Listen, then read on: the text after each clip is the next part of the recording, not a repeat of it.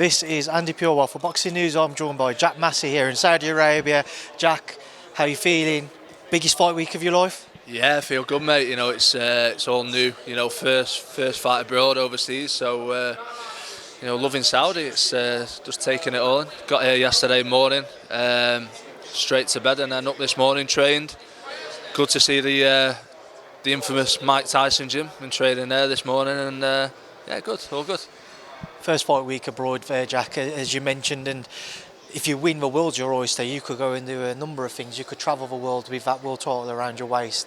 Is it difficult not to look at all of those things, knowing the task at hand and what you do have to try and overcome in Jai Opetaia? Yeah, you know, I know I've got a tough task ahead, but you know, I know an opportunity when I get one, and it's not no bigger opportunity. So I know what I've got to do. I've got to get in there and give it me all and beat him and rip that title out of his hands.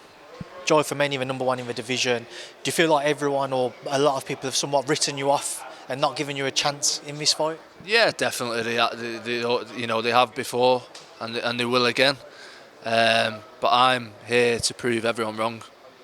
If you prove people wrong, what would that mean for yourself? The highs and the lows in your career, but to prove people wrong on this stage would be a huge accomplishment for yourself.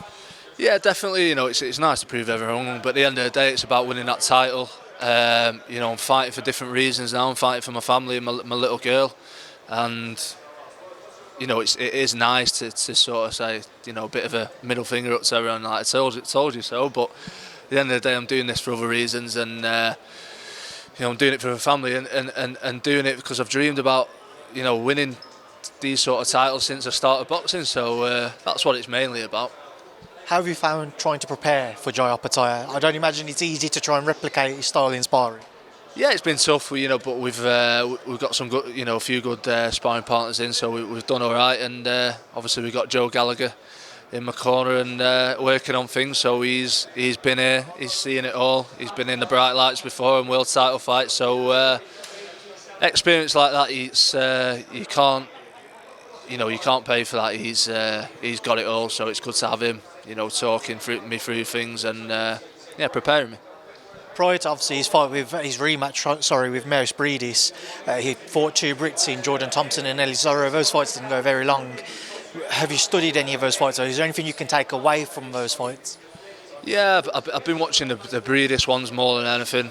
Watched the Thompson and Zorro a couple of times, but it's a shame people are getting me mixed up with Zorro and Thompson, thinking I'm just another Brit on his scalp. But you're sadly mistaken. That's not going to happen. I believe I'm levels above them guys, and I believe I'm going to give more than Breedis. Breedis, amazing fighter, great guy, I like the guy, but I believe he's coming to the end of his career. Give it his all, and he answered a few questions in that fight towards the back end of the fight, especially the last one. But I believe I'm better than that. Watching that Breedis rematch especially, and you mentioned the success he had later on in the fight, do you watch that and think it's always important, but especially in this fight, and having seen the success Breedis had down the stretch, it's more so important to start faster than what he did to try and pick up some of those rounds earlier? Yeah, definitely. Because Jai, he starts very fast. He's very fast on his feet. He's sometimes a little bit of a bully fighter. Sometimes tries to put it on people early on. Tries to knock them out and loads up a little bit. So yeah, got to start.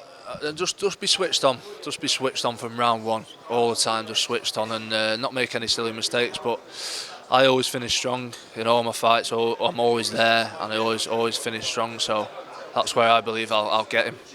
So far in his career, he's never overlooked an opponent. He's always stayed focused on what's ahead.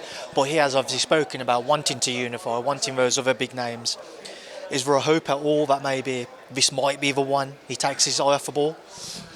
Yeah, I don't know. I don't know if he is. When I see him the other week down in London, I don't think he's looking past me. I don't think he's daft enough.